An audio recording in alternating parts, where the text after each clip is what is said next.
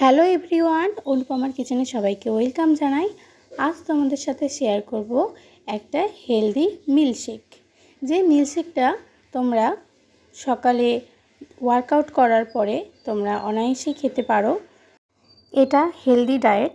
যারা জিম করো সকালে জিম করার পরে এই মিল্কশেকটা খেতে পারো।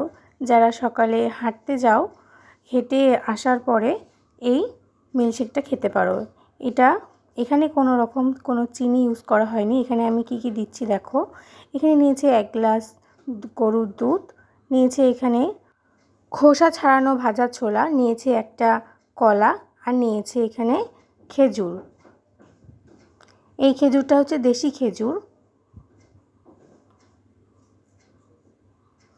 আর লাগছে এখানে 1 চামচ মধু।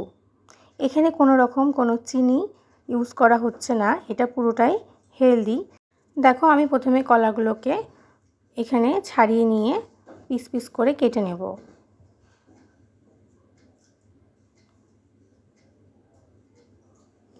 এখানে আমি 2 গ্লাস পরিমাণের মাপটা তোমাদেরকে দেখাচ্ছি। তোমরা যদি এর থেকে বেশি পরিমাণের গ্লাস করতে চাও তাহলে কোয়ান্টিটিও বেড়ে যাবে সব কিছুর। প্রথমে আমি কলাগুলোকে মিক্সি জারে মধ্যে নিয়ে নিচ্ছি। এরপরে এর মধ্যে নিয়ে নিব এই যে ভাজা ছোলা। খোসা ছাড়ানো ভাজা ছোলা অবশ্যই নেবে, না হলে কিন্তু খোসা শুদ্ধ ছোলা যদি আমরা খাই তাহলে কিন্তু পেটের সমস্যা হতে পারে।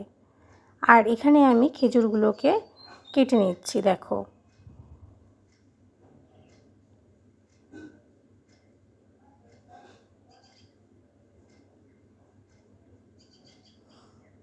খেজুরের বীজটা ফেলে দিয়ে খেজুরগুলোকেও টুকরো টুকরো করে মিক্সি জারের মধ্যে নিয়ে নিচ্ছি।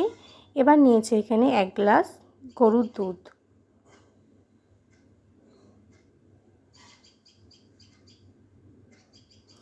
এবারে এর মধ্যে দিয়ে দিব 1 চামচ মধু।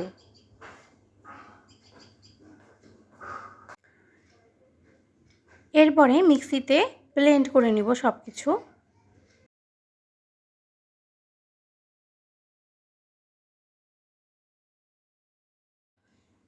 দেখো মিক্সিতে আমার ব্লেন্ড করা হয়ে গেছে, রেডি হয়ে গেছে হেলদি মিল্কশেক। এবার আমি গ্লাসে সার্ভ করে নেব। তোমরা বাড়িতে অবশ্যই ট্রাই করো একবার এরকম করে বানিয়ে খেও, আর আমাকে কমেন্টে অবশ্যই জানিও কেমন লেগেছে তোমাদের। আর এখানে আমি মধু ইউজ করেছি, তোমরা মধুর বদলে তোমরা আখের গুঁড়ো ইউজ করতে পারো। চলো টাটা সবাইকে। ভিডিওটা কেমন লাগলো কমেন্টে অবশ্যই প্রতিদিনের মতন জানিয়ে দেবে।